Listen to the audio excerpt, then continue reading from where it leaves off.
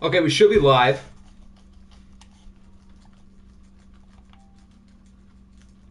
I'm going to make sure everything is all working, and then we can get started.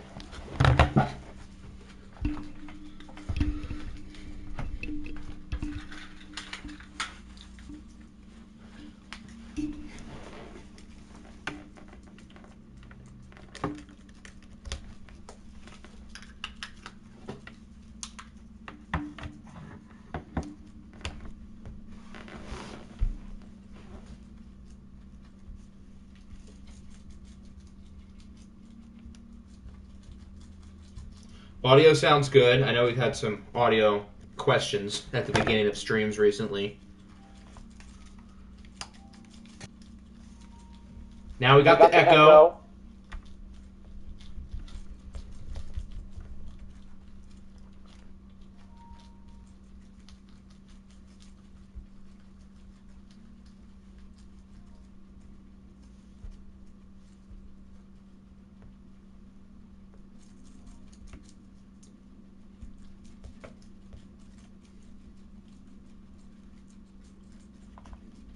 All right, now we are good to go. What's going on, friends? Nickinator, C-Mail, SGYT. How we doing, everybody? Neo-fascist Octa. You guys lost in the wild card round, so the commies had to win. I'm sorry, believe me. I wish the other 2 seed would have lost instead of us, but you can't get everything you want. I've been recovering these last 6 days from our horrible playoff collapse. If not for that game, I would have streamed the divisional round on Saturday. And I am kidding about that, but yeah, it feels weird that we were eliminated in the wild card round after, really since week 8, I thought we were OFL Bowl contenders. Yeah, so apparently Discord doesn't work with PS5 in terms of the stream and hearing the audio.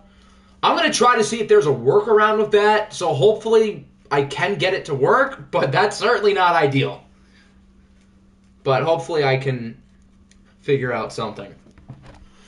So going into the day, the plan was for me to stream all 4 divisional round games. We had the Texans and Steelers, Patriots, Raiders, Monarchs and Cougars, and then Commanders and Rams. However, around half an hour ago, in case you guys missed it, I said there's a slight change of plans.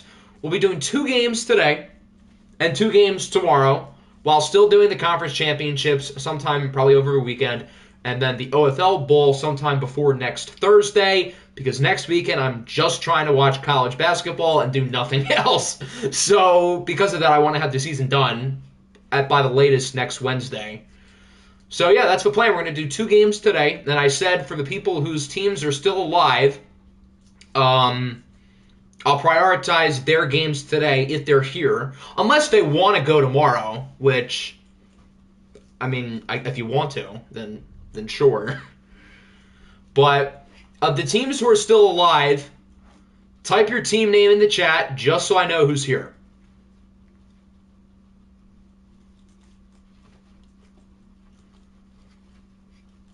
So, like, if there's 2 people here from one game, we would do that game today, unless they want it tomorrow. Do them all right now. I would, but you see, here's the thing. I'm kind of a busy fella. I still have a lot of stuff to do today that I want to get done, and I'm probably going to be less busy tomorrow. But I still wanted to do a stream today, because I promised it. So, you see, I'm a man of my word. Patriots are here, commies are here, Raiders aren't here. Unless Troy says he's here, but he's not here. So currently just New England and Washington, and I know C-Mail was here, so that's the Texans. And I know the game's probably, he said something to the server within the last couple of minutes. So that's 1 for everybody. Wow, I really have to choose. Or maybe Siri chooses. Raiders are here. I'm representing Troy. Troy needs to be here himself if we want to have a representative for the Raiders. Danny, you didn't make the playoffs, you I said for the people who are still alive. So, like, not the Bengals, for example. Why don't you want to marry the games? Because I don't. How long do I think the stream is going to be? Hour 20, hour and a half? Actually, no. Well, no, that seems right. Yeah, if a game is like, if a non-simulated game is like probably 40 minutes, I guess probably no more than an hour 20, because we could have a simcast. Although I don't think we had any simcasts last time, did we? We had this game as a simcast, but that was only the last like 2 minutes. So that doesn't really count. The stream will be 5 hours. If the stream is 5 hours, then there are some issues. Okay, it seems like every team has like one person here, so I guess maybe we'll have Siri pick after all. Oh boy. All right, 1, 2, 3, 4. Good afternoon, Siri. How you doing? Siri says they're happy to be here.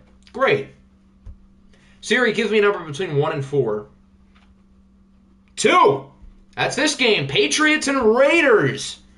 So I guess Troy is technically here in spirit. So we'll start with the Patriots and Raiders as the first game today, and then we'll do one of these other 3 games today as well. Siri, give me a whole number between 3,012,045 and 3,012,046. 3,012,045. That would be the Raiders, right? Because they're the road team, I would think. It should be us as the 2. We should be here, damn it. Yeah, the Raiders are the road team. YouTube won't let me look at the live chat when full screen. Yeah, that's kind of how it works. That's not just a you thing. Who's going to draft DJ? I would draft him if he wasn't, like, actually a first-round player. So now that he is, I guess I'm not going to pick him. Nick's prospect profile today. That was originally the plan, but you see, I didn't want to rush it with the draft class, so that'll be in the next episode. But on the bright side, actually, there's 2 bright sides. 1, the first game of the episode was kind of ridiculous. And 2, we played against Hector's player, and we broke his ankles. So that was really fun. But, Dan, if you want to pick your jerseys, and then we can pick for Troy. Although I guess there's not really a whole lot of options with the Raiders. I mean, it's pretty much white or black.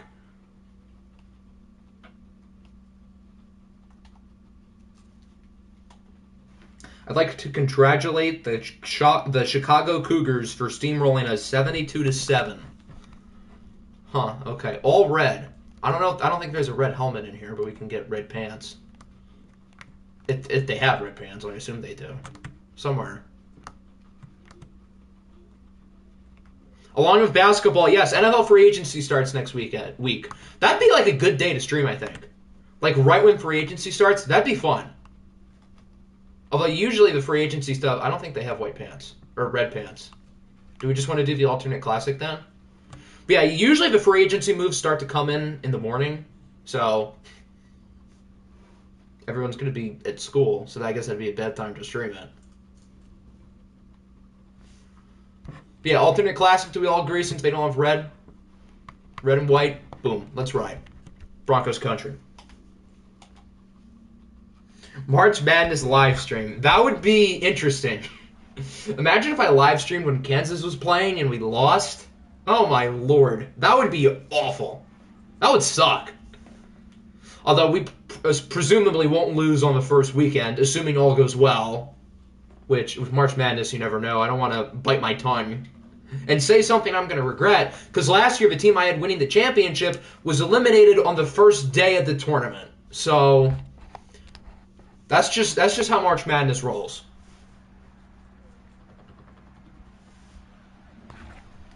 And this year, I already know who I'm picking for the championship. And, well, I hope I'm right. Kansas is going to lose to, what is that, Southeastern Missouri? Oh, God. Going to pick Baylor to run it back. Baylor's an interesting one. I could see them doing it. I mean, they're probably the second or third best team in the Big 12, so they're certainly battle-tested. I had to write a 600-page paper the other day on how Kansas is the favorite to win March Madness for my class. I haven't gotten a grade back. I think I did pretty good, though. Oral Roberts winning March Madness. Personally, I'm more of an Anal Roberts type of guy. St. Peter's winning everything. Did you guys see that meme this morning? It was St. Peter's women's basketball team. It had like their record and stuff. They went 0-30. Doug must have brought all the baddies out once he left. Did I say 600 page? I meant 600 word. No, I did not write a 600 page paper. Imagine if I did that, though. Jeez. No, I meant 600 words. Imagine if we had to write a 600 page paper. Jeez. That's like, I could probably write 10 pages per player on that case. I could probably write 10 pages on DeJuan Harris if I really wanted to. Merrimack beating Kansas. I'm good. 600 pages is too much. I'm dropping out. I don't blame you. 600 pages is probably a lot.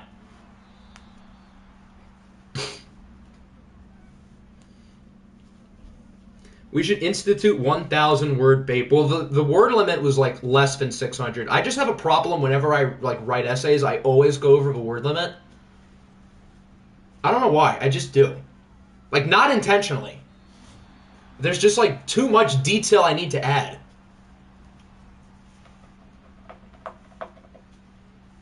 I guess it's better to always go over than under. I mean, it's not like I'm not giving enough detail.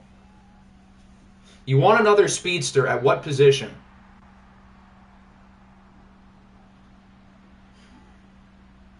Merrimack did win their tournament, but they're transitioning, yeah. Because the NCAA hates fun. That's why. Why does that rule even exist? That's so stupid. I think, couldn't we have had Bellarmine in the tournament last year? They're like the most fun team to watch. Isn't that the team who like does not dribble once they get past half court? They just don't dribble. That's some like excellent ball movement, clearly.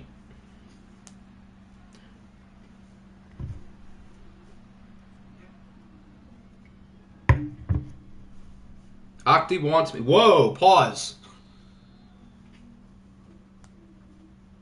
Fairleigh Dickinson is beating Kansas. If we lose to a team named Fairleigh Dickinson, isn't their logo like a chess piece or something?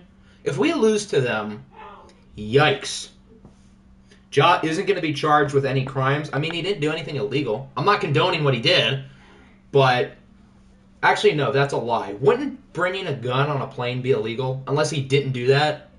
Then in that case, he did nothing illegal. But again, that doesn't mean what he did was right.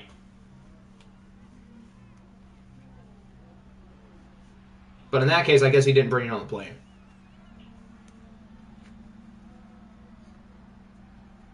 Is St. Peter's in? No, I think they already lost their conference tournament. No St. Peter's in. Worst of all, no Doug this year. We don't get Doug. Yeah, bringing a gun on a plane is against the collective bargaining agreement, and it's a 50-game suspension. So I guess he didn't do that. But the Grizzlies do come up on the schedule for the next series soon, so I'm going to play that game and have a field day. Yeah, Fairleigh Dickinson's logo is the horse from chess. If we lose to a team whose logo is a chess piece, I swear to God. A knight. No, that thing's a damn horse.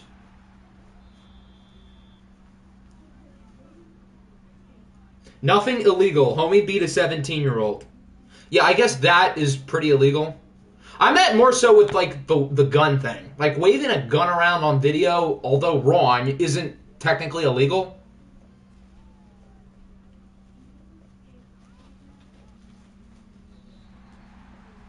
When you leave community college, what big boy school are you going to? I'm going to the Susquehanna University. Go Hawks. Trade for Paris effing Campbell. I don't need Paris Campbell. I have Jamison Williams on my team, who's faster and, like, good. It's clearly a horse. Thank you. Are we going to do VC today or if not? If people want to, I'm down.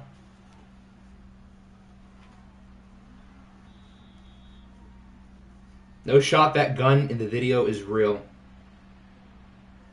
You don't think it was real? I mean, I didn't get a good look at it, and I'm not a gun expert, so I can't really confirm or deny it. That'd be funny if all of this was because of a fake gun. Although, beating up a 17-year-old and the other issues kind of warranted a suspension from a team anyway. But still, that would be hilarious if it was fake. If you don't answer my question, I'm abusing racial slurs. What question?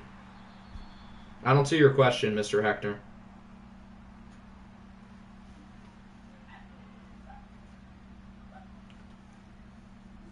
Ja Mixon. Ja Warrant is even funnier. It's like my OFL teams are a curse. Last year I drafted Henry Ruggs. This year I drafted Joe Mixon. Do I have to go back to the criminal thing again? That was fun last year, but do I have to do it again?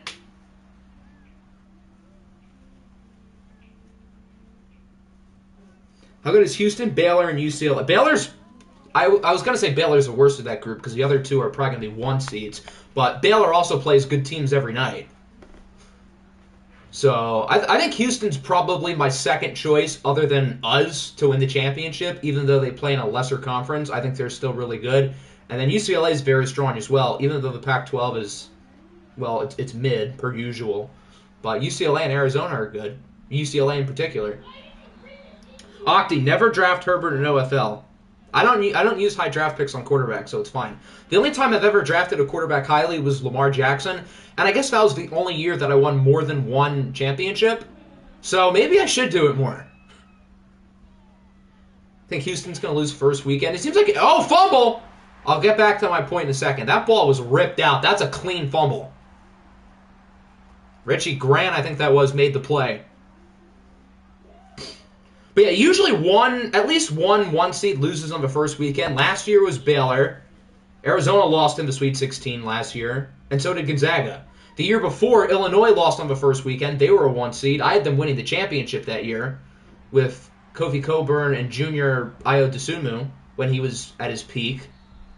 So pretty much it happens every year. I feel like Bama's going to be everyone's sexy choice, so I plan on having them lose in the Sweet 16. They would be a killer choice.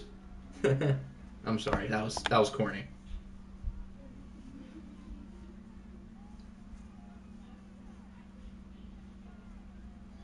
How do you not... Yeah, Wan'Dale Robinson... If Danny knows who Wan'Dale Robinson is, then you must really be uneducated. But he's a talented young receiver. He's probably a little bit worse than Paris Campbell, but he's also younger. How big is Wan'Dale? He's not that big, right? He played pretty well this year in real life before he got hurt. Isn't he like, I want to say 5'10"? 5'8", okay. I rounded up. He's 5'8". I didn't realize he was that short. 5'8", 185. Yeah, he had some good games this year with the Giants. Including an 100-yarder against us when we killed them that game. As New England scored! I totally missed that. If Marquette is a 3 seed, I guess I'm picking a 14 seed. I think some of the other Big East teams have a better shot. Creighton certainly has the talent. UConn has shown the ability to be good at times this year. I don't even think either of those teams are top 2 seeds. I think Xavier's the other top 2 seed in that conference with Marquette.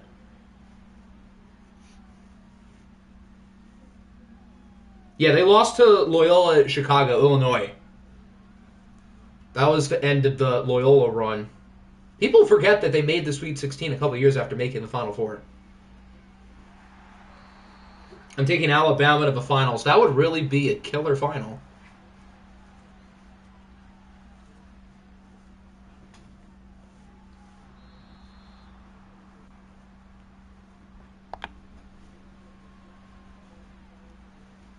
I'm going to root for Kansas or an underdog. So basically, that's like the entire field. Because I would think we are probably going to be the overall favorite. We should be, at least. I mean, I wrote a whole 600-word paper on why. I have strong details. 2021 Oral Roberts or 2022 St. Peter's.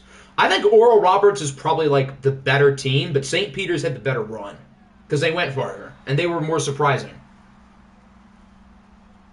So St. Peter's run was like cooler, but they would probably get smacked by Oral Roberts. I need to choose a college team. Why should I be a Kansas fan? Well, if you want to get into it, it doesn't hurt by starting with rooting for the best. Kansas won the championship last year. We have more Quad 1 wins than any team in the country by far. We have 15. We have not lost to a non-Quad 1 opponent. So in other words, we're probably not going to get upset early in the tournament. We have the high-end talent to make a run. We've got fun young guys who doesn't love Grady Dick. And we got the best coach in the country. So if you want the best, That would be us. Yeah, St. Peter's beat Purdue last year in the Sweet 16. Jaden Ivey had, I think, a game-winning shot that was like really far away, and it just missed. By the way, Jaden Ivey had a masterclass last night. He's kind of a baller. Yeah, and Ochai and Udoka both went to Kansas. Ochai won a championship with us last year, Final Four MVP. Didn't really deserve it, but he was our best player last year. And then Udoka Azubuike was our best player in 2020 when we would have probably been the favorite for the championship had it not been for the pandemic. Man, we could really have 3 championships in 4 years if, A, we get lucky this year, and B, if 2020 had happened. Cavs legend Ochai Agbaji. Never forget his impacts in Cleveland. You should be a Maryland fan to experience the losing of in round 32 every year.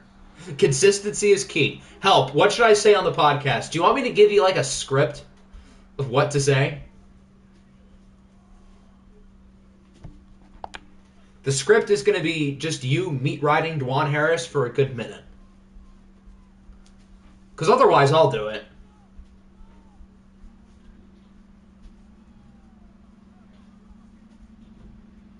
You should become a Kansas State fan. You should not become a Kansas State fan. That would be a horrible idea.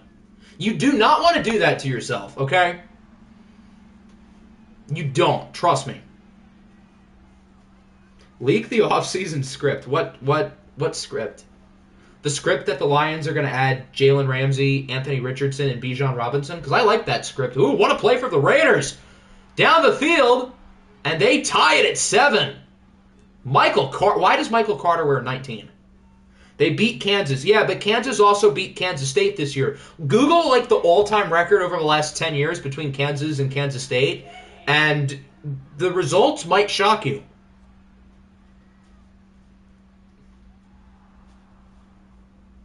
Name any current NBA player. Anyone. Okay, let's get random. We'll go with recent tournament legend Jason Preston. I had Ohio going on a big run that year, and they kind of did. I think they won a game or 2.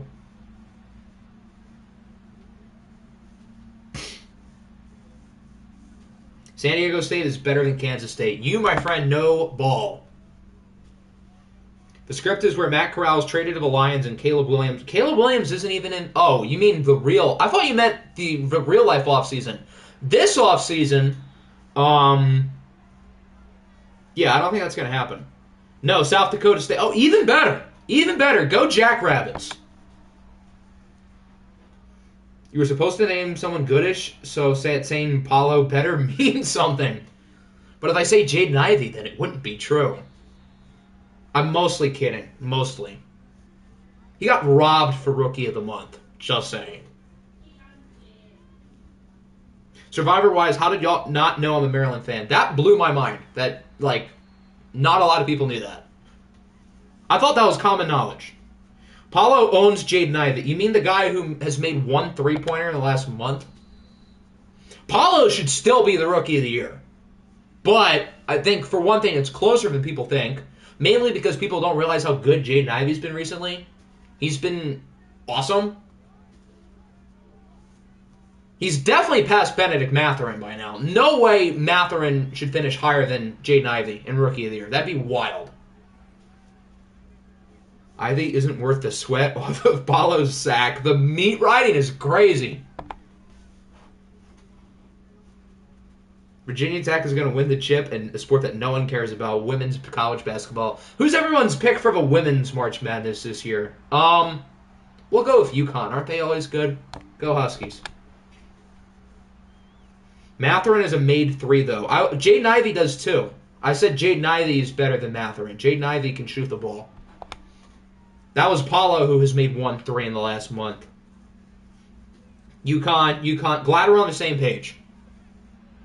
I bet, because normally the same teams in women's college basketball I think are pretty good. I bet I could do like a women's bracket and a men's bracket, and my women's bracket would be better. Which is ironic. Not that the women who play women's basketball aren't talented, but normally the same teams are, like, good and make a run. UConn isn't even a 1 seed this year. Is that the first time in, like, 20 years? Probably. Pistons need to trade all their first-round picks. I can't handle the meat riding of their damn rookies. Oh, if you thought the Cade and Ivy meat riding was crazy, just wait until Jalen Duren is really good, because it's going to get worse. Although Jalen Duren already is pretty good. But once he's, like, really good, oh, boy, you guys are in for it. Just wait until we get Wembanyama. I'm kidding, mostly. I hope I'm not kidding, but just wait until Scoot is a Piston. There are some Pistons fans who think if we get 2, we shouldn't pick Scoot, which is, like, stupid. I get that our 2 best pieces are guards, but that's not how the NBA works. You just pick the best player, you try to make it work, and if not, you've got a really good trade asset. Whether that's Scoot or Ivy or probably not Cade, but one of the other 2. Based on how Ivy's played over the last month, it might not be him, because he's been balling. Paulo has at least... I met Paulo in the month of February. Had the 1-3. What a throw. Desmond Ritter. Hello. You paid money in order to have Jacoby Brissett as your profile picture. Yeah, really. That's meat riding in itself. What's your opinion on Walker Kessler? I mean, he's good. He's not as good as Jalen Duren, but he's good. I want to be biased and say Ochai is better, but unfortunately, Ochai is not better yet. I say yet as if Ochai will be better. Ochai is like 2 years older than him, so that wouldn't even make sense. But yeah, Walker Kessler's pretty good. But I would pick Jalen Duren.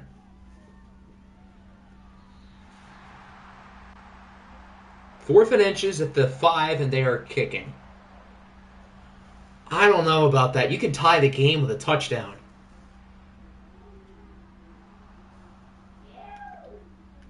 Maybe this is why the Falcons aren't pursuing Lamar. The wild part is that the Falcons team Twitter account, we retweeted it. That's like the weird part. So, I don't know what to think about that. I still feel like he's going to end up back in Baltimore, but I just don't know what to think about that whole situation. J-Dub, second place Rookie of the Year, locked. Jalen Williams has been really good lately, but maybe he's past Matherin. We'll say that. He's past Matherin for 3rd place, maybe. What's my opinion on Pistons legend, Langston Galloway. What a guy.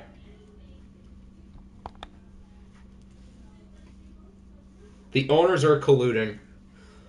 Collusion, I first heard of that word 24 hours ago, and now it's like kind of a big deal. But yeah, I wouldn't be surprised if that was the case. What does Matherin do better than Ivy other than shooting threes?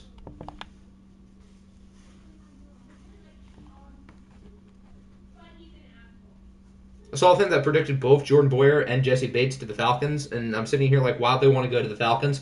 Probably because of money. Money talks.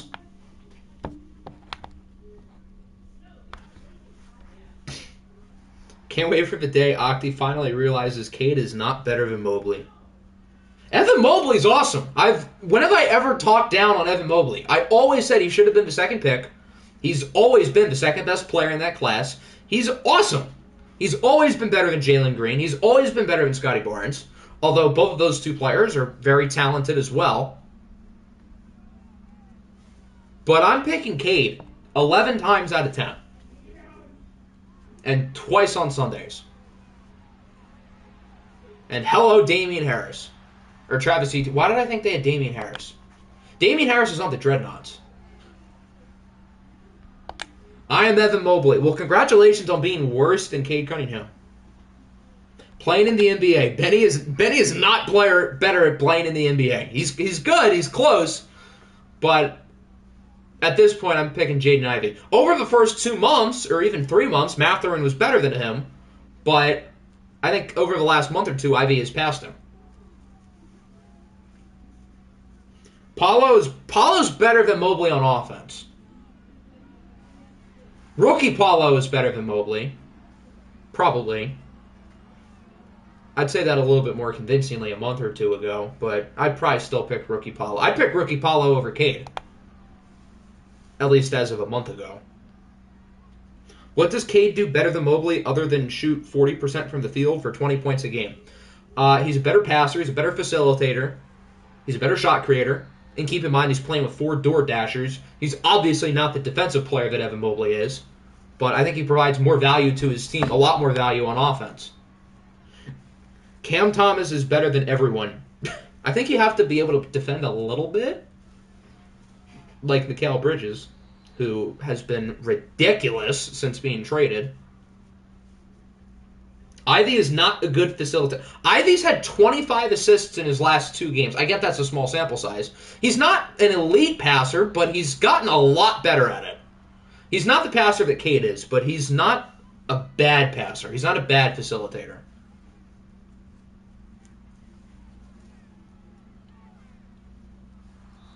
Big sack for the Raiders, Yannick Ngakoue. Octi hypes up his rookies until he mentions Cade. Cade has played with Ivy. Count. I'm more so referring to Cade Cunningham as a rookie, playing with door dashers.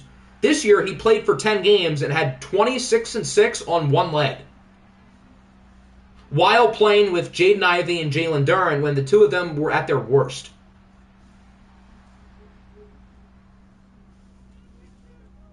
And it doesn't help that any of them have Dwayne Casey.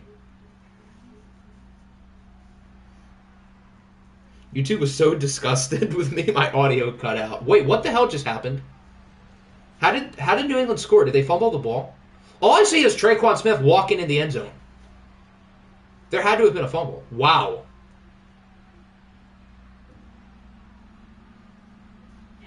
Is it a fumble? That's a clean fumble.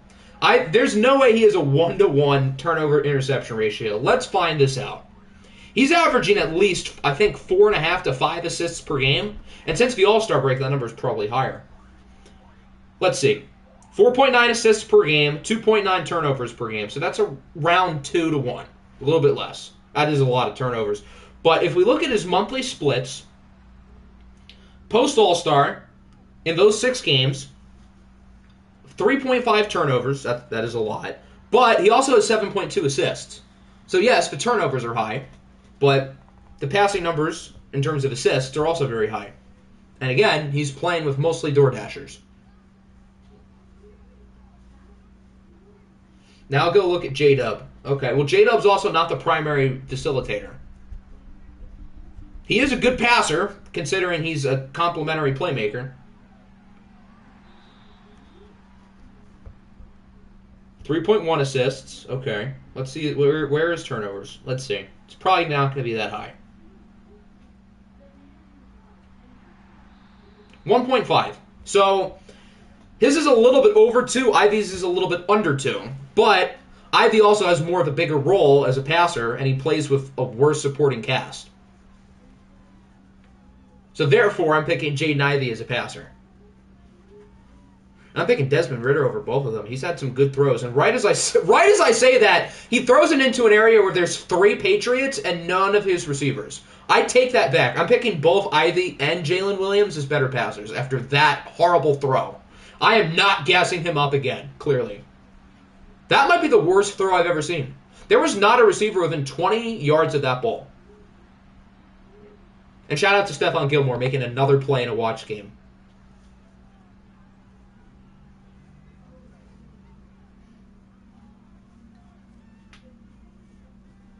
How is Walker Kessler the third? He's definitely not better than Paulo, Ivy, Williams, or Ben Math. So the highest you'd put him is 5th. I would pick Duren. Maybe that's a little bit biased. I would say they're on the same pedestal, but I think at the earliest you have Walker Kessler at 5th. He's not better than any of those top 4 guys. But he is very good. I'll give him credit. He's a baller. But he's not better than those top 4. Josh Allen is 13 for 13. Remember last year when Josh Allen had a perfect completion percentage in a playoff game? Yeah, he might do that again.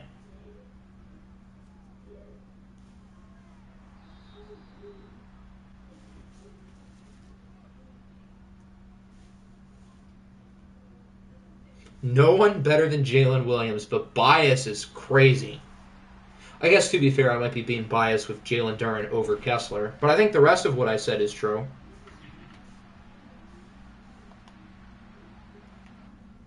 So now that it's a three-point game, it's a simcast. New England is on a major roll.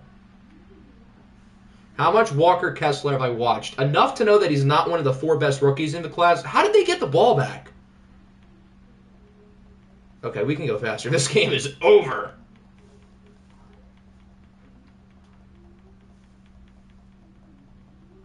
I wonder if Josh Allen ended up with a perfect completion percentage. New England probably did run the ball a lot in the fourth quarter. I think I hedge cancer. My balls hurt. Okay. I'm sorry to hear that. So New England rolls past the Raiders. They'll go to the AFC Championship. Did the Wizards ever make the AFC Championship last year? I feel like they did at least once. 45-24. You know how many total points that is? 69. Nice. Also, completion percentage next to New England, 100. Josh Allen did not miss a throw. That's crazy that we went from Josh Allen having a 0.0 passer rating in a playoff game, Nick remembers this all too well, to him having a perfect completion percentage in multiple playoff games. He did it last year in 22 with the Bison, and he's done it again. 16 of 16 for 221. Desmond Ridder was pretty solid, minus that one interception. That was really bad. But I thought he had some good throws. Travis Etienne played well. Connor scored twice. Gabe Davis was the leading receiver. New England's was Cortland Sutton. Zion is going to miss 2 weeks. Poor guy. Why can't he just stay healthy? Yannick Ngakoue was good, as was Stephon Gilmore. He had both picks. Since we did one AFC, I think it's fair to do one NFC game. Or, I think it's more fair for Siri to pick, because I think there's one person from each game who's here. You're here, Jax is here, and C-Mill is here. So that's one for each. So, unless... Oh, wait, no, the Steelers are here. So that means we should do this game. And then save the NFC for tomorrow. That's good with me. Yeah, the Steelers are here. So let's knock out the AFC. Perfect. Siri, give me a whole number between 1 and 2. Keeping it basic. 2. That would be the Texans. I'm ready to lose painfully. I was ready for you to lose painfully last week, and that didn't happen. Between only 2 games today, no prospect profile, Octi gassing up his teams and rookies, and Octi mentioning my Josh. Yeah, well, here's the thing. I'm planning on uploading 4 pieces of content today. That's a lot. Okay? A normal day for me is 1. But today I'm trying for 4. The mock draft I already did. This is 2. The regular video is 3. And then I want to get a YouTube short up about how bad the MLB The Show ratings are, because they are laughably awful for those who have not seen. They are terrible. The people who made the ratings started watching baseball in August. Keldon Johnson is a better facilitator than Cade. How about no? Keldon Johnson's good, though. I'll give him that. Yeah, Soto is the same rating as J-Rod and Michael Harris. I think Michael Harris has become really overrated. And he's awesome, okay? No disrespect to Michael Harris. He's really good. But I feel like we're jumping the gun on him a little bit early. I wouldn't be surprised in a year from now if he's a superstar. But, like, maybe let's slow down a little bit. They gave him an 89, which is the same as Rodriguez, which is fair. I would say Julio's a little bit better, but they're pretty much even. But how are you going to get those two both the same as Juan Soto? And how are you only going to have Ronald Acuna 3 ratings higher than Michael Harris? Harris was probably better overall last year because Acuna was hurt. But still, I think it's a little bit early with these rookies. They gave Spencer Strider a 94, which is just absurd. Which, if you're only going to worry about last year, that's one thing, but at least be consistent. Because Sandy Alcantara being a 90 is absurd. Wait, it's me. It is you. Yes, if the Steelers and Texans want to pick your jerseys now, you can. Spencer Strider has a sick mustache. Those Braves rookies are awesome. I don't want to take anything away from them because they're both really fun players, and they're both going to be really good. But I feel like we're being a little bit generous to the rookies. Joey Meneses as well on Washington. He's like an 84 overall. That's the same. Joey Meneses was good for 2 months last year. That's the same rating as Rafael Devers, who just signed a $300 million contract. I want the worst looking jerseys, and then red helmets, color rush jerseys, white pants. We're finally going to get it right. Red helmet, color rush jersey, white pants, alternate socks. We finally got it. And then the worst deal. Do we want to go with the Bumblebees? There's probably something worse in here. Like this. Dear God. Do we want to go with this monstrosity, or do we want to go with the Bumblebees?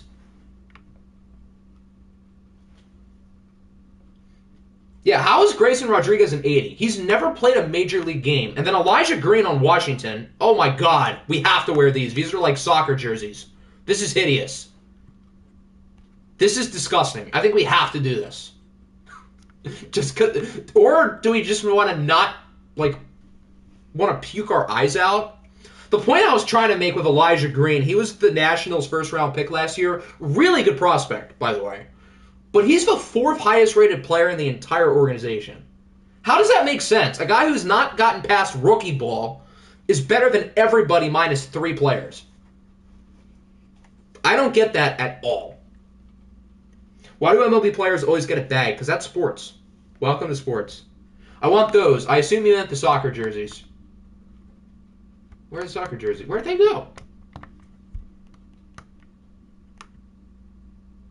Yeah, these ones. Yuck. Just for that, the Texans need to win by 40. Just for those jerseys. Unless the Steelers score first, then they need to win by 40, just so we don't have to look at those for a while. Yeah, in fairness, Fanats are awful, but still. He has not played higher than a rookie ball. In 5 years from now, if he's a superstar, I would not be surprised.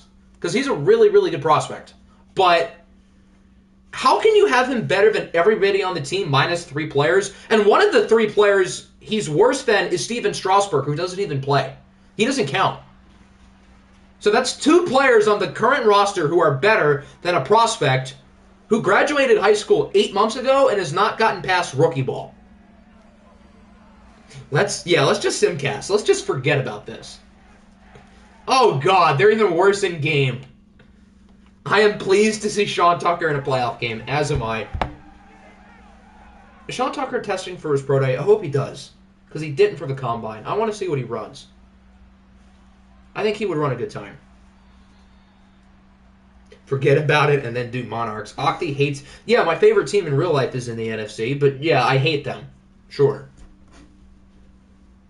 I am proud. You should be proud of yourself for this abomination. I want to throw up. Here's Lamar Jackson, MVP finalist. Had a great season for the Texans. Then in the Monarchs, I would say we're the 2 best teams in the league. I don't think you can really go wrong either way. We'll get to see the Monarchs tomorrow.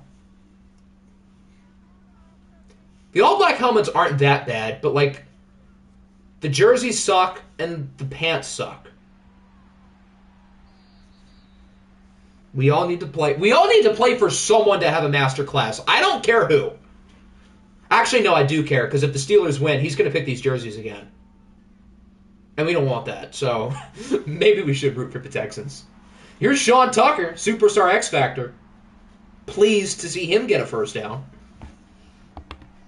If the AFC is played tonight, yeah, the NFC is going to be played tomorrow, I'm aware. Those are the same pants as the Bumblebees. At least the Bumblebees are, like, fun, though. Worst broadcast of all time. These unis echo commentary, and we can't even see the game. Well, I can do one of those things. Here's the echo. I don't know how I can't get you guys to see the game as it goes on, unless, like, the stream crashes, which I can't really control.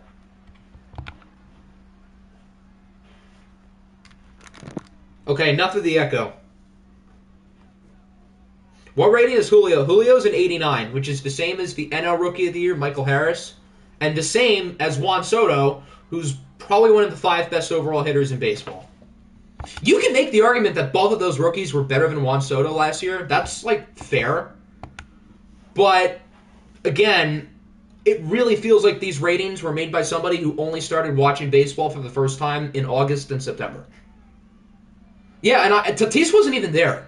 Like, I get he probably used PEDs, but you gotta have him higher than an 85. That's absurd. Tatis should be in the 90s at minimum. When has he ever played poorly? Yeah, obviously the performance-enhancing drugs made him better, but he's probably still good without them, at the bare minimum. Turn the graphics down to the lowest possible that it can be. I don't know how I would do that. I don't think I can change... Actually, I can take the scoreboard off the bottom. I know how to do that. They need to PED his ratings. Everyone put it on 144p. That's a great idea. What's Tatis? They only showed the 5 best players for each team, and Tatis was not there. The 5th best player for the Padres was Xander Bogaerts, who's like an 85, which that's too low, for one thing. I am not picking Julio Rodriguez or Michael Harris over Xander Bogaerts right now. In a year from now, probably. But to start this season, no. Show Xander some respect. But yeah, they did not have Tatis in the top 5.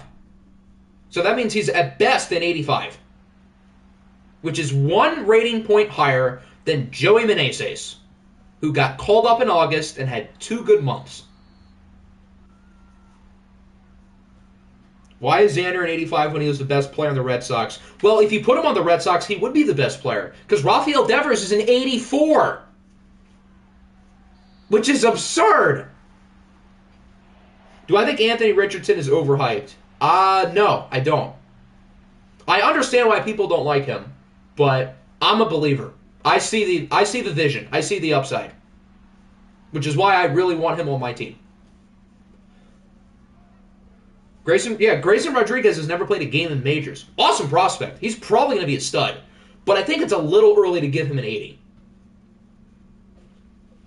These ratings are bad. Maybe the Giants. I don't even really remember the Giants. I just know Camilo Duvall is in their top 3. So that's fun.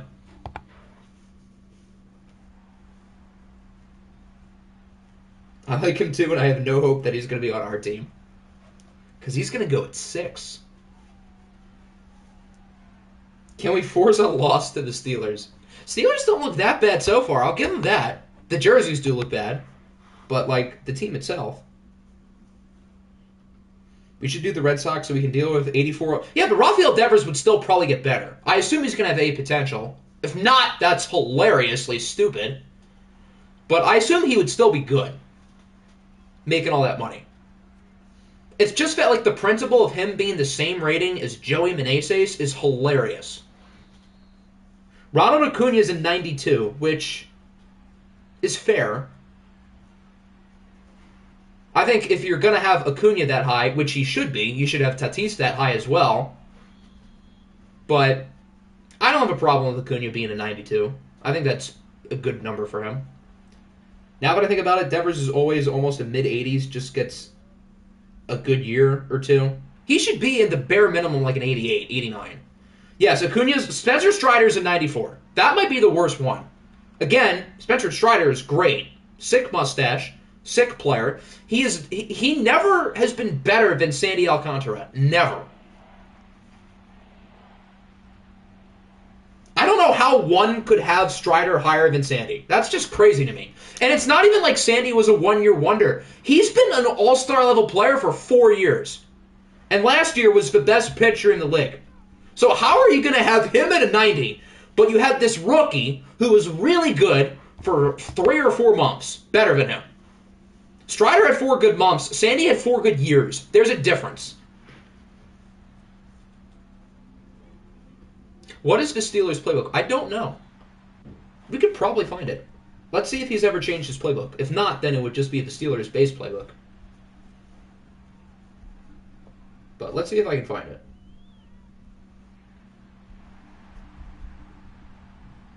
Oh my, it's intercepted! And this one's going to go all the way for a pick 6. And the Texans are going to take the lead right when we're gassing up the playbook. C.J. Gardner-Johnson, future Lion, by the way, takes it all the way. And fittingly, the Steelers run the Eagles' playbook. I'm just saying. Isn't that ironic? As a person who's trying and failing to grow a mustache, I respect Spencer Strider, but he should not be 5 points higher than Shane Bieber. I'm on the same boat. The mustache should get him some bonus points, but not enough to a 94.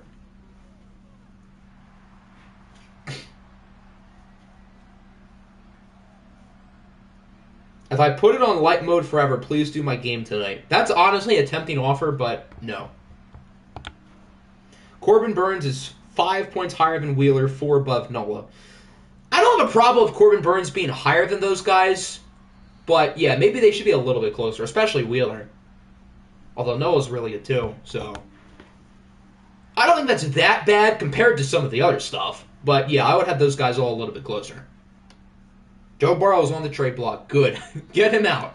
Please. What if I give you light mode forever and Devontae Adams? I don't need Devontae Adams, as good as he is.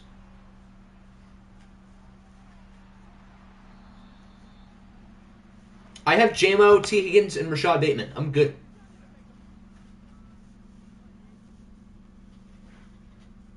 Shane McClanahan, I think, is at least like a 93. 93, 94, somewhere around the Spencer Strider territory, which, again, Shane McClanahan was an all-star starter last year, but I don't feel like it's fair to have him higher than Sandy. Chris Sale he probably shouldn't be an 87. If you're going to knock Tatis down for not playing, you should knock him down too.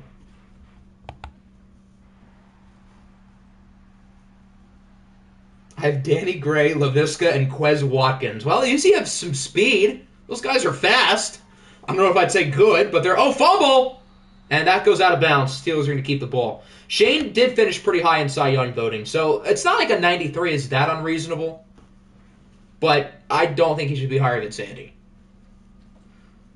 Yeah, Strider should probably be mid to high 80s. Like, even for just playing one season, I would say 87, 88 might be a little bit high. I wouldn't have a major problem with that, though. But him being higher than Sandy is just ridiculous. LaVisca is 89. Oh, okay. Well, Quez Watkins is fast, and I think Danny Gray is, like, decently fast. LaVisca has, like, other good yak ratings. Maybe not so much speed. I would imagine his change of direction is pretty good. They do have Clase higher than Diaz. What's Diaz's? I would assume if the one reliever on the Dodgers is a 90, those guys have to be 95 plus. We should make every OFL player a 19-year-old on a one-year contract. That seems like a bad idea. We don't need Tom Brady around for another 30 years. I'm good. Clase is a 93, Diaz is a 92. Okay, that's fair. I won't argue against that.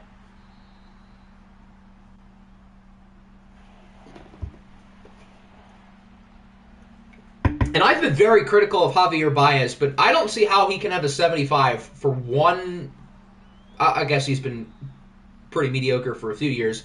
But still, I feel like he should not be worse than Jonathan Scope. No way. Strider's an 85 with high A potential. That's fair. And then Michael Harris should probably be in the same boat, and probably Julio as well. 88 for Jazz Chisholm also feels really high. I just figured they'd give the cover athlete a higher rating than he should get, so that's why I'm not really batting an eye at it. But him and Sandy being 2 apart is, like, wild. Jazz has not played more than half of the season. Whereas, again, Sandy is, like, the most underrated player on the game, clearly. Yeah, Chris Bryant sucks as well. Same thing. That seems a little bit low. Give him another year before you tank his rating that bad.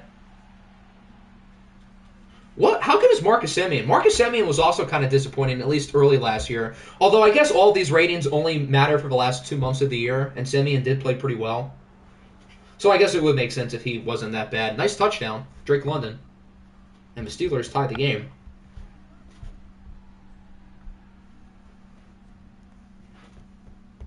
Who did I want to look for? I just had it in my head and I forgot it. It's, what's his face? Who did I just say?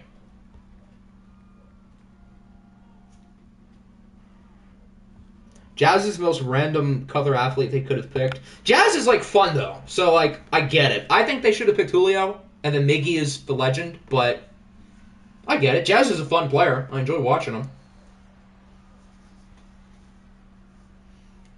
He'll be a little easier to trade for an unrealistic rebuild. That's true. And he's also on a super friendly team deal. He's like under contract for, I think, 4 more years. And it's not that much money. I think it's a little over 10 a year, which is a total bargain for him. I'll do anything. How about no?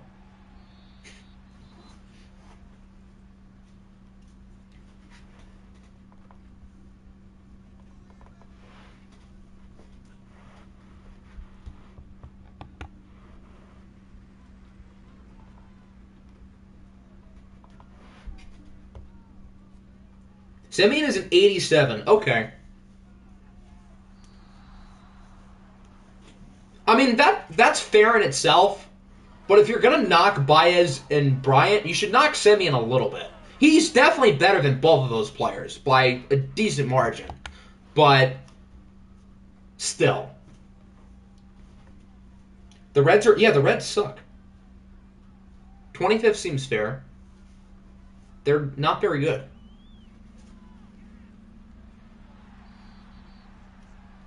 Lamar 7-7. What do you even do with all your receivers when they're bad? I don't think I've ever had a super bad receiving core here before, so I don't know. I guess try to get good ones. I want to actually get to root for who want to get into baseball. Who should I root for? Do you want someone who's like bad on the come up or someone who's like good? Reds should be like 28. That's fair. I won't argue with that. Who are the Cubs' top 5? Let me see. Dansby Swanson's an 88. Nico Horner's an 82. Marcus Stroman's an 80. Jameson Taillon's a 79. And Patrick Wisdom's a 77. I feel like Trey Mancini should be a little bit higher. I don't know. 3rd and 1. They don't get it. No, Sean Tucker. Wrapped up by Drew Tranquil. Someone who's good. Okay. If you want, like, good, you've got the Braves, the Dodgers, the Astros, to a lesser extent, the Yankees. If you want someone who's good and young, the Braves would fit that build. Seattle, they're fun and good. Cleveland, they're fun and good and young. The Phillies are a fun team. They're a good choice. Drafting a 75 overall, 91-year-old, that'd be bad. 91 potential, 20-year-old starting pitcher. That's pretty good. That's what this game clearly thinks Elijah Green is, minus the starting pitcher part. The Giants' best player is Logan Webb. Who else is in the top 5? I know Camilo Duvall was. I would assume Haniger and Jock Peterson probably are. At least they should. They're probably their 2 best offensive players. Maybe Wilmer Flores. Let's see. Who else is up there for them?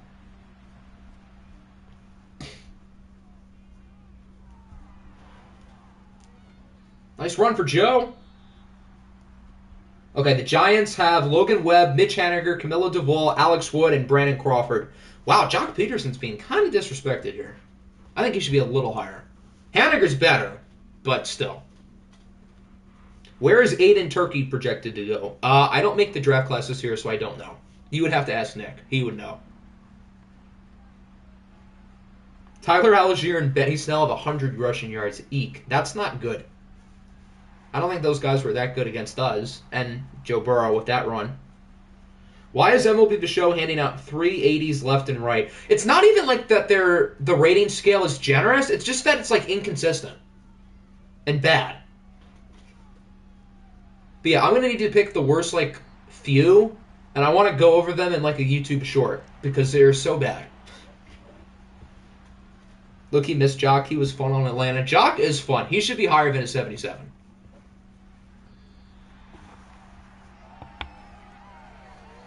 Israel World Baseball Classic legend Jock Peterson.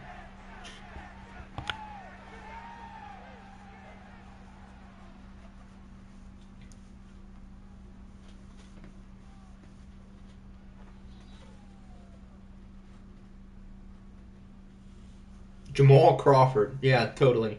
San Francisco Giant shortstop Jamal Crawford. Notice with the Giants, there's no Arson Judge and there's no Carlos Correa. I feel like those two should be in the top 5, don't you think? Am I missing something? Those 2 players did sign with the Giants, so they should be there. Doesn't like the... Yeah, Mexico plays the Guardians, and the Dominican Republic plays the Braves third stringers, I think. There might be more, but those are the only two that I've seen. If the Dominican Republic actually plays their good players in that game, they would probably win by about 30. That team is loaded. If you don't do the Giants, I am rioting. I'm probably going to have the official poll up within the next 2 days. I think I have a general idea of who's going to be there. I know 3 teams for sure that will. Not going to spoil them. But I'm not sure if there are maybe 1 or 2 others that I'm looking to add. So I guess you guys will find out within the next 2 days. Good defense. That's Lamar's first incompletion. Cubs are playing Canada.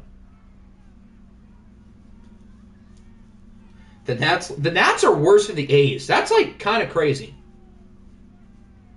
I kind of figured the Nats would be second worst, so I guess that's not like that big of a difference. And if a player in rookie ball is your 4th highest rated player, then yeah, you should be last. Red Sox played Puerto Rico. Astros played Venezuela. Astros get to play Mickey. Is Mickey playing the World Baseball Classic? I don't remember. I hope he is. How bad do you think... Should low-key be kind of good at running back, honestly? I don't know if you would want to start him, but he probably would not be that bad. Octi does whatever team I say. Yeah, you've guessed every single one, I think. So, I guess whatever C-Mill says, I technically do.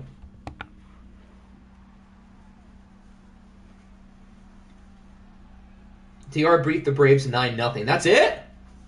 Did the Dominican Republic not even try? Yeah, Chanel would be a cool third down running back. Why not? He's got good ratings for a running back. Some receivers in this game go up when they're moved to running back. I remember a couple years ago when like Tyler Lockett was a 99 at running back. I don't know why. And he wasn't even that good in the sim because he's a receiving back and Madden hates receiving backs. USA plays the Giants. Yikes. The USA is probably going to smoke them. If there's anybody who's going to beat the Dominican Republic, the U.S. is probably close to the top. But I would say the Dominican roster is probably a little bit better.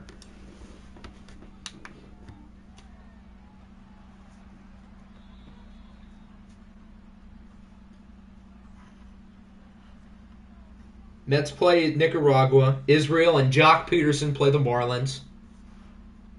Who in the MLB is from Nicaragua? I don't know. I guess enough to field a World Baseball Classic team.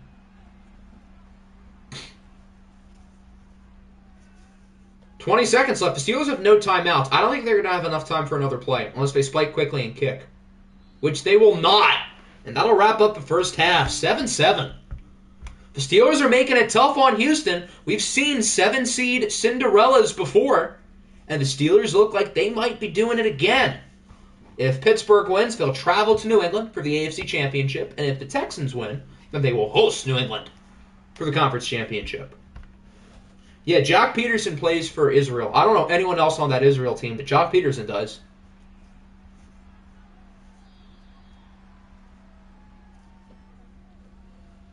Yeah, it does feel like the Steelers have had the ball for like a large majority of this game, and they start with the ball in the second half.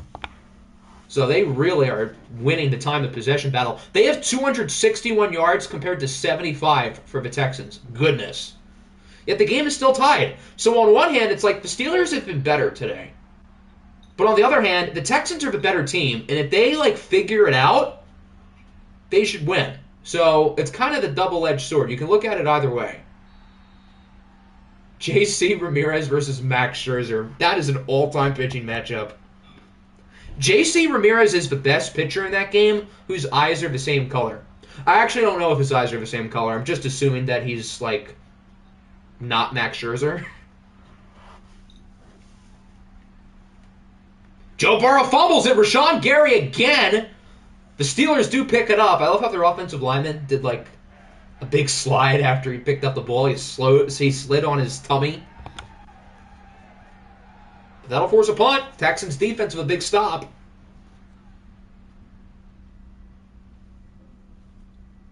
We'll see if their offense can wake up.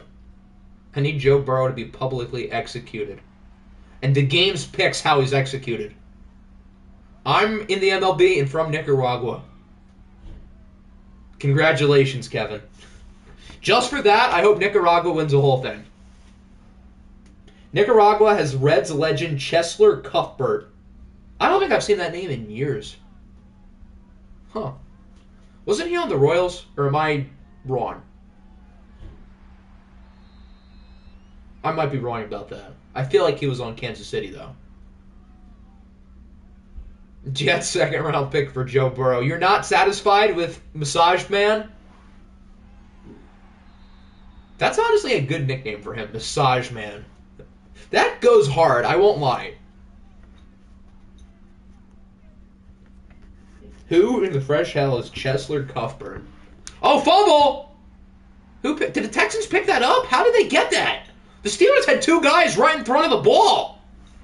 Brian Brzee with the strip sack. That's definitely not Brian Brzee on the camera. What a weird play. Okay. How did they not pick that up? There's Sean Tucker, pleased to get like 7. Matt Harvey is still pitching. I did not realize that. I'm old enough to remember when Matt Harvey was a Cy Young level player. Those were the days. Nice throw to Marquez Valdez-Scantling to the 23. Future Browns legend Brian Brzee. Better teach him how to play football first.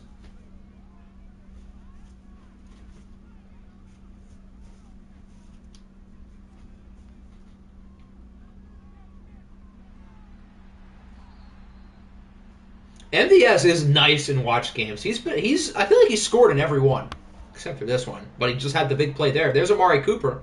I forgot Amari Cooper was on this team. That's right. Cooper, MVS, and Christian Watson. And of course, Sean Tucker, who's averaging close to 5 yards a carry. This is where we lose. Well, unless you stop Sean Tucker, like on that play. Now he's averaging like 3.5 yards a carry. That went down quick. Watson is hurt, but you still got the other two. Isn't DJ Chark here too? He did not get it. Wow. What do you do here on 4th and goal? I feel like the choice is easy, but knowing this game, I swear to God, if they bring the damn field goal unit out. Oh, they're actually going for it. Okay, never mind. Good on you, EA. It's a pass. Oh, boy. Lamar on the run and is caught for a touchdown. Wow, how did that work?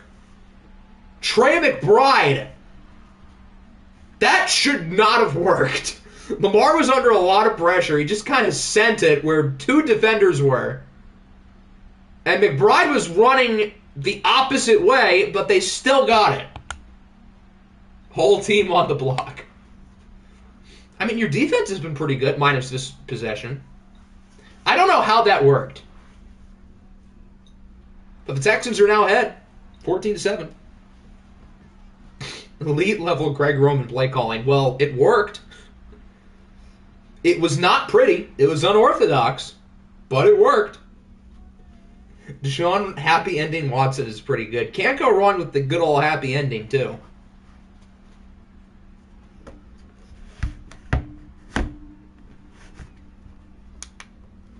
So the Steelers have it back. Last drive, Joe Burrow got sacked, I think, twice. So we'll see what they can do here.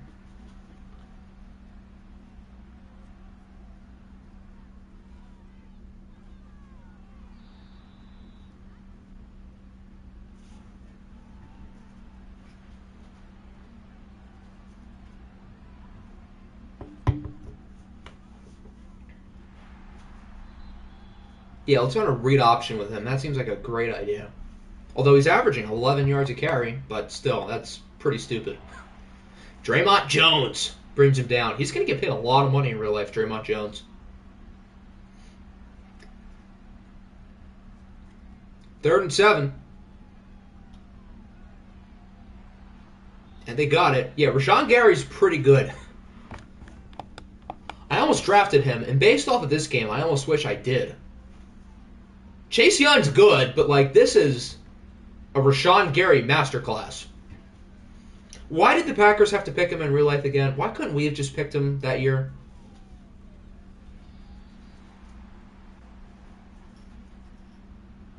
I'm very angry all of our defensive stars are leaving. Well, you still have Big Play Slay until he leaves, because Matt Patricia's in the building. If you guys hire Matt Patricia, you should free Darius Slay to a real organization like, say, Detroit, and you might as well bring Slay's good buddy, Quandre Diggs, with him. Just got to bring the band back together, but without Fat Patricia.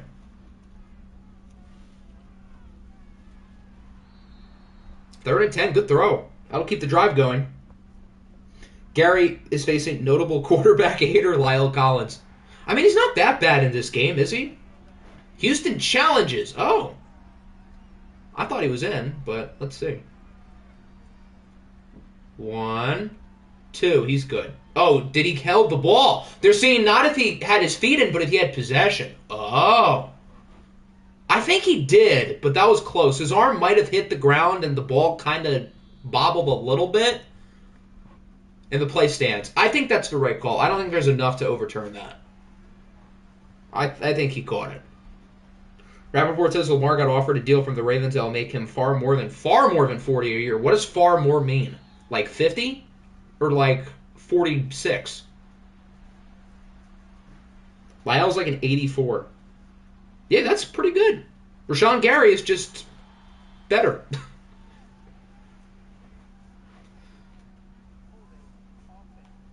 It'd be ironic if it goes on Lyle Collins. Oh, it is! Right where we're gassing him up, kind of. We're gassing him up as in Rashawn Gary is torching him. So that'll wrap up the third. The Texans lead 14-7. Much more low-scoring game than the first game. Ohtani is pitching against China tomorrow. Ohtani's about to shoot down those spy balloons himself. Shoot them down with his pitches or his home runs? Because he could probably shoot them down with both. That's my MVP. Don't you dare gas up my Monarchs. You think I'm going to gas up Aaron Rodgers willingly? Isn't Ohtani Chinesian? He's not. No. Put me an outside linebacker for the Eagles. That'd be perfect because Howie doesn't invest money in linebackers, so he can sign you for cheap. Why are they kicking? This is a 60-yard kick, down by 7. What are they doing? That kick actually looks kind of good. Doink! Off the crossbar, no good. Why would they do that? Punting it would have been smarter than kicking it. But that didn't even that doinked off the pad. So it did not doink off the crossbar. Yeah, he's so devastated. You should be devastated at whoever called that play.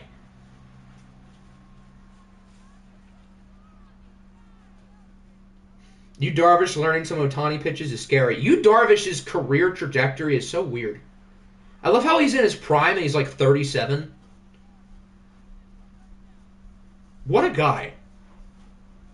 The Braves went from playing DR to playing Puerto Rico tomorrow. Pray for them. Nice broken tackle. He's going to take it all the way. Who's 11?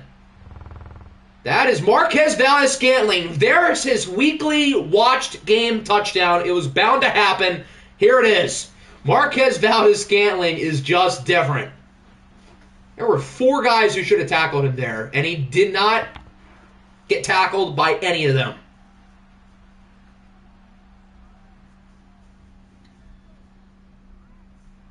I really drafted this trash team. That's crazy. This trash team who beat the 2 seed in the playoffs, who also might be partly trash.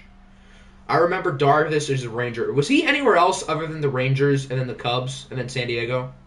Was he on another team? I don't think so. But yeah, I remember Yu Darvish was like this generational pitcher with the Rangers, and he wasn't all. He was good, but he wasn't like elite. And then here he is at 37 playing his best ball. Good for him. He was on the Dodgers? I don't remember him ever being on the Dodgers. Let's see this. Yu Darvish on the Dodgers.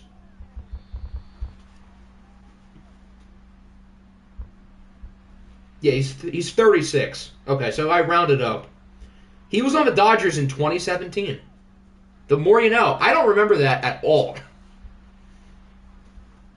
He didn't pitch in 2015. I don't remember this. Was he hurt? Oh, he had Tommy John. Okay. Because Wikipedia says he wasn't on the Rangers in 2015. That wouldn't make sense if he was hurt, but I guess he was hurt. Who has the most Super Bowls in MLB history? Nobody. 0. I forgot Travis Kelce was a person. I forgot he was on this team. They should give him the ball more. Biggest Bird played both left tackle and defensive tackle before his knee turned to dust. Oh, so he was one of those guys, would have made the league, but his knee blew out. Poor guy. Fun fact about Sky Moore, Madden has higher speed versus acceleration gap than any other skill position player. I did not know that. You learn something new every day.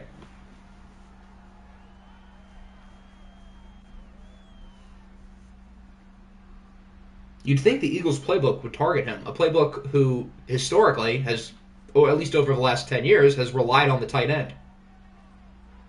Ooh, that should have been intercepted. I would have figured if somebody's in the zone, most defensive backs in the zone don't drop the ball. I assume that's Tre'Davious White. I don't know who else would have X Factor in the secondary.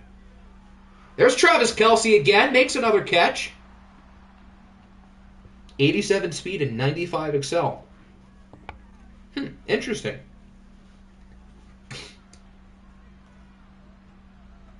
Dougie P focused on tight end play more than Sirianni, but even so, Dallas Goedert is still a focal point in their offense.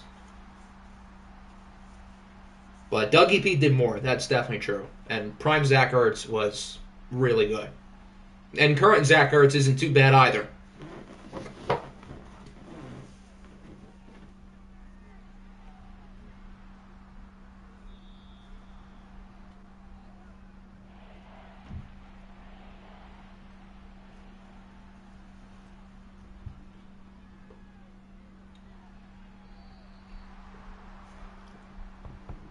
Steelers are keeping it alive. They've kind of had the ball for a while on this drive. How much time is left? Can't be much.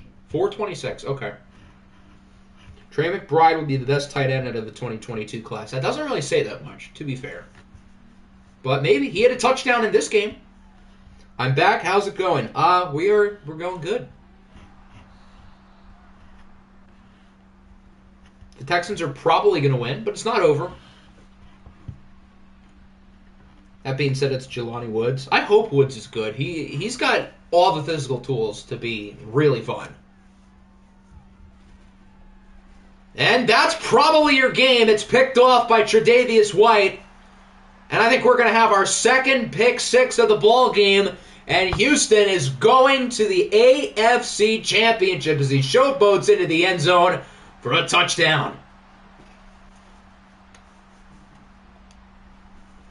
Yeah, we can sim now. So the Texans have had 2 pick sixes today. That's a lot of passing touchdowns from Joe Burrow.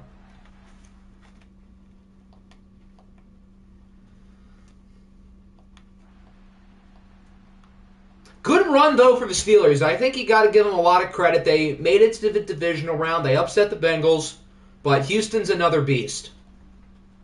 And truthfully, I don't know if we could have beaten this team in the playoffs. Yeah, 28-7 is your final score. I'm unironically trading Burrow. Why does everybody trade their first-round pick away of the fantasy draft? Literally, like, half of the league has. It's crazy. So the Texans and the Patriots will play in the AFC Championship. That means either Dan Dutton or C-Mill is going to go to an OFL Bowl. That's pretty cool. 2 good coaches who, since they have joined, have consistently fielded good teams, but have not gotten over the hump to the championship. And for one of them, that's going to change.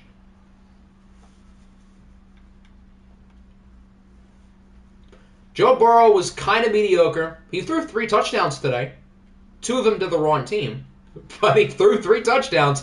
Lamar Jackson only threw 2. But unlike Joe, he actually threw them to his own players. Sean Tucker. Eek, not great.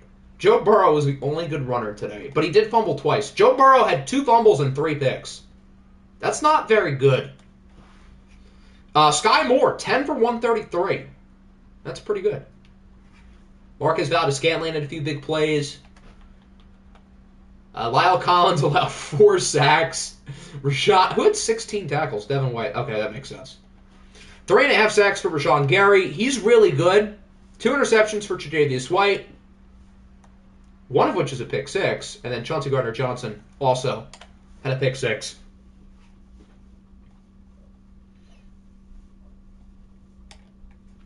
Let's sim the week now. Let's not sim the week now. We'll check the injuries for the Texans and the Patriots, see if anything new happened. I know Christian Watson got hurt. It doesn't say new injury here, so I guess he's fine. Yep. And New England is also fine. Cool. Alrighty. So, I think that'll wrap it up. Tomorrow, we've got the NFC. Cougars, Monarchs. Commanders, Rams. Should be fun. I don't think any of these coaches left have a ring, right? Patriots don't. Texans don't. No. None of the coaches left have ever won a championship. So somebody is going to win their first ring. That's pretty cool. But yeah, that'll wrap it up. Oh, the Cougars have the symbol. You're right. So that kind of counts. No, that counts. That's a ring. That counts. But other than the Cougars, nobody else has a ring. Unless the Cougars win the OFL Bowl, then we will have a first-time champion, which is pretty fun. So, yeah, that'll wrap it up. We'll be back tomorrow for the NFC Divisional round. And then before you know it, we'll get to the Conference Championship and